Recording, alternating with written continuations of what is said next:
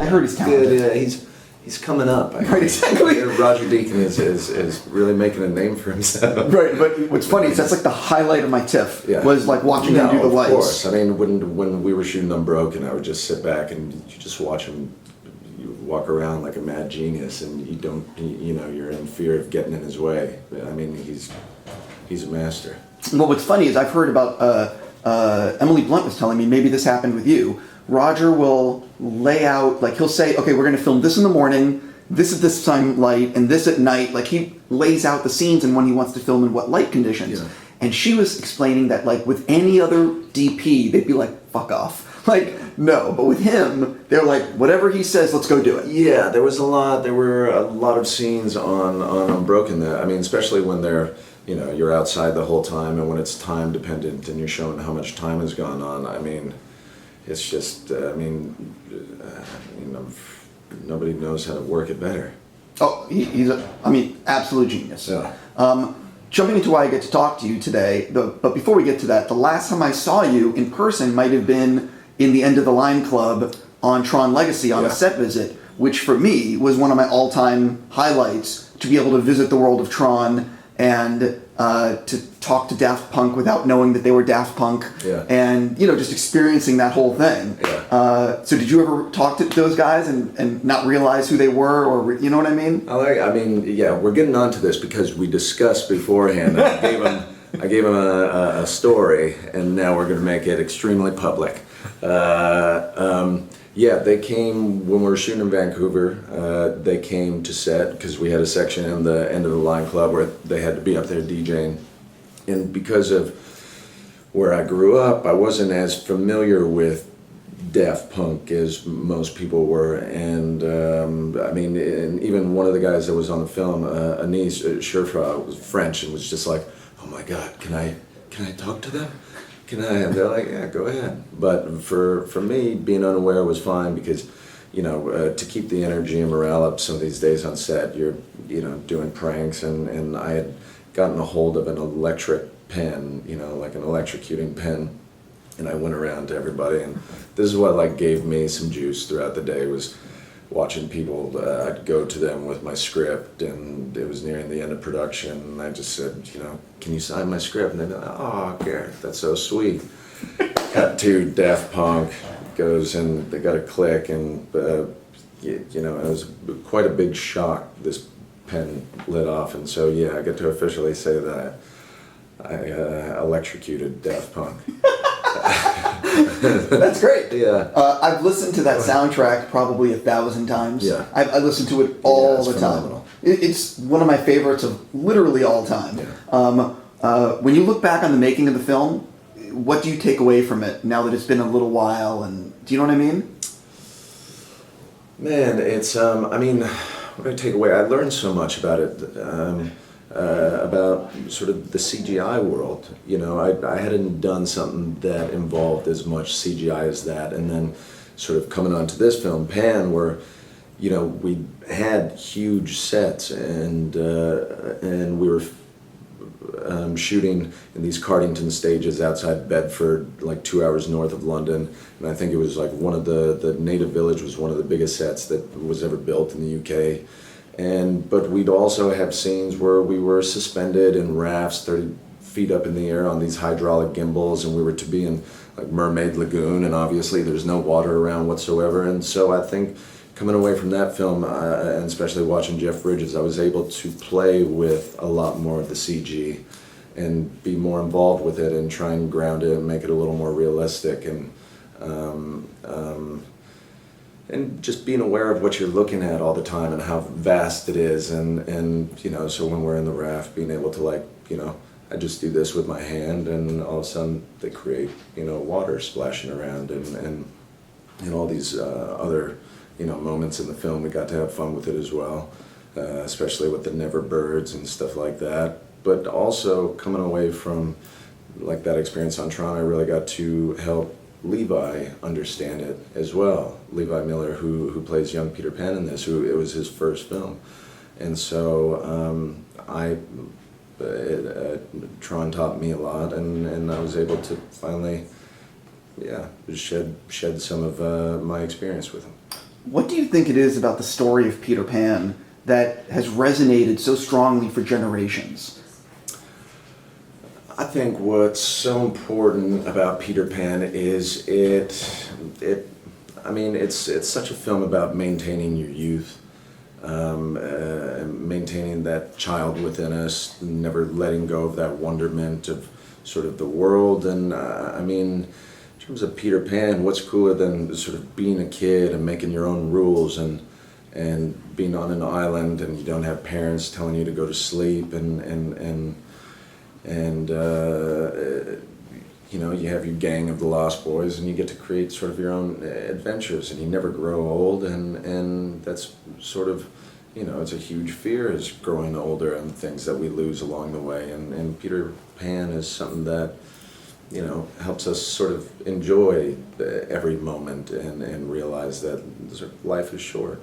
I was talking to Joe earlier and he said that his first cut before the first test screening was, let's just say, a little bit more violent to kids and a little bit more dangerous. What was your reaction when he's like, we're going to tone a little bit of that down, make it a little more family friendly? Were you like, yeah, that's the right call? Well, no, when I first met with Joe, his son was having nightmares, night tremors, and it was very frightening for him, and he'd said to me that he'd like to make this film as dark as he can or as dark as he's allowed to show kids everywhere that no matter how intense or dark the fear or nightmare that you can overcome it just as Peter does. And I thought that was like extremely profound. Absolutely. Yeah.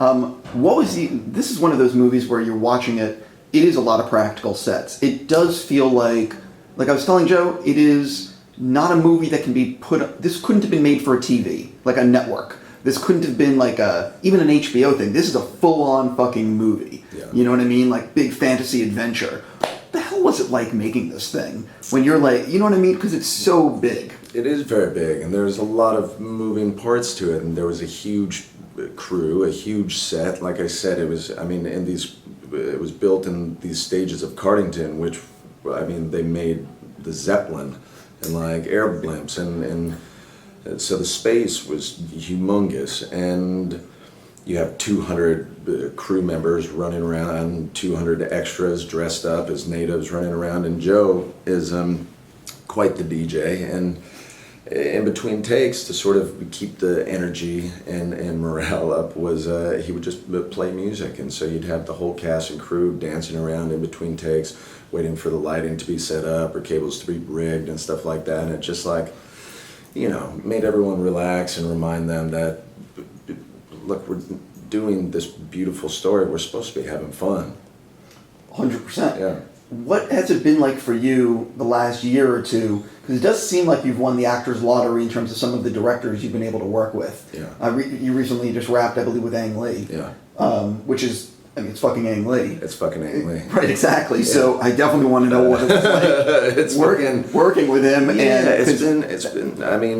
From going from fucking Joe Wright and working with fucking Ang Lee, I think it's been the best fucking year and a half. I'm so sorry for introducing swearing because everyone criticizes me, but I get excited. No, that's fine. You know what I mean? Twist my wrist. I'll swear my brains off. No, I get myself in trouble all the time. No, it's fine. Sorry for all the kids watching this. F them. It's all right. I'm kidding. I am a grown-up. I'm allowed to swear. I feel so, honored and I've always admired everything that Joe has done from Pride and Prejudice, Atonement, and Anna Karenina was, when I was starting this, I had watched Anna Karenina and I made a horrible mistake of telling Joe about this because I watched it on the airplane. You never want to tell a director that you watched something that's such a visual, like just a visual feast in an airplane on a 3x5 screen. I always sort of dreamt of working with Joe, and I never imagined I would. And so the same with Ang. The story was incredible. This book that Ben Fountain wrote called Billy Lynn's Long Halftime Walk, and it's unlike anything I've ever read. I think it's like the writing style of it's like the most revolutionary sort of form of writing that I'd seen since like somebody like Cara Delevigne started doing spontaneous prose. It's just, and it's not a true story, which I couldn't believe, and it was a tough shoot. It was a new camera that is 3D. It shoots 120 frames per second, and it's going to be a whole new journey, a whole new experience for audiences everywhere. Well, I've seen the 48 frames a second, and I think I saw a demo of a 60 frame a second. Yeah, was that the Peter Jackson? Yeah, well, I was at CinemaCon, formerly Show West, and they demoed all these different frame rates. They might have demoed 120, but I don't know if they did. I don't remember. Yeah. It's tricky because a lot of the screens aren't outfitted with the abilities to sort of show that yet. So it's difficult, and I think that's why they're waiting till next year to release, because theaters can't handle it yet. Well, I mean, one of the things that I took away from the advanced frame rate is it sort of it almost is like you're looking through a window at the actual moment. Yeah, it's crazy. It's mind blowing. It's hard. And I think the experience is going to be something unlike anyone's ever had, because at one point you're focusing on this, but there's so much going on back here that's completely in focus as well. So you almost then want to watch it again so you can focus on all the other activities. And I haven't seen anything on a screen at 120. So I don't know.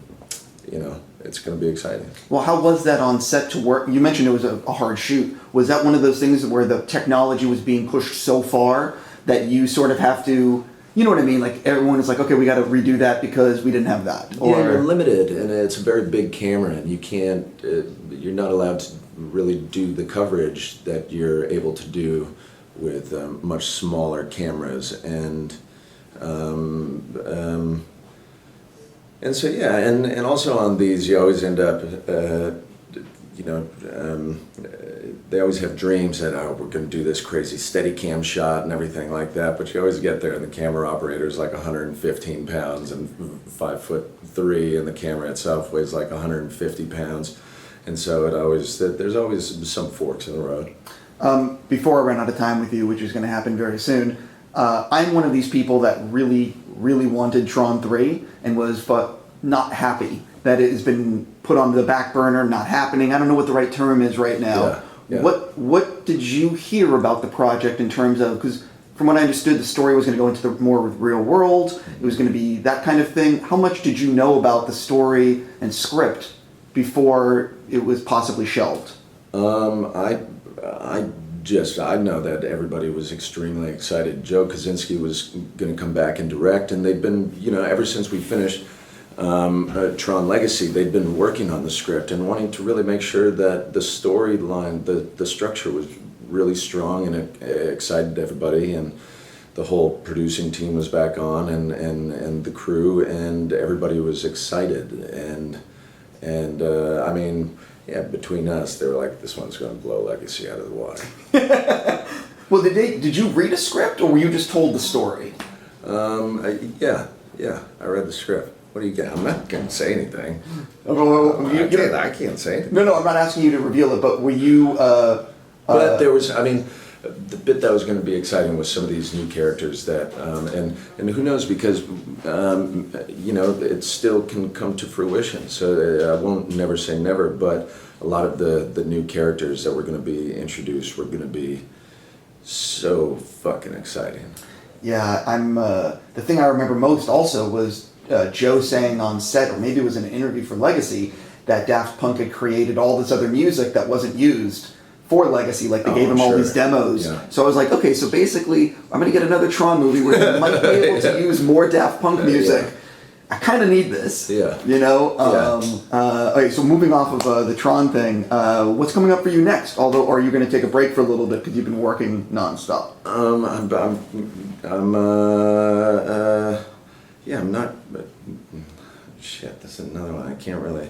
I'm going on to something here soon, but I can't really say anything about it, which is unfortunate. But I'm super excited, and it's going to be something that I feel is going to be really, really special as well. Is it one of these things that you guys are still negotiating the contract and you just haven't signed, or it needs to be announced at the right time? It needs to be announced at the right time. I understand. Yeah. I've dealt with this many times where Yeah. I've interviewed someone and it's like literally the next day in like Variety they announce blah blah blah is doing, and I'm like, you got to be kidding me. It might be one of those situations. Right, I understand. It's like it does seem to me that people get announced for new projects when their movie is about to hit. So it's like with Pan about to come out, it's almost like, oh, we're about to announce this. And I don't even think they're worried about that. Right, but you know what I mean. Yeah, I know exactly what you mean. Well, thank you so much for your time today. Let me hit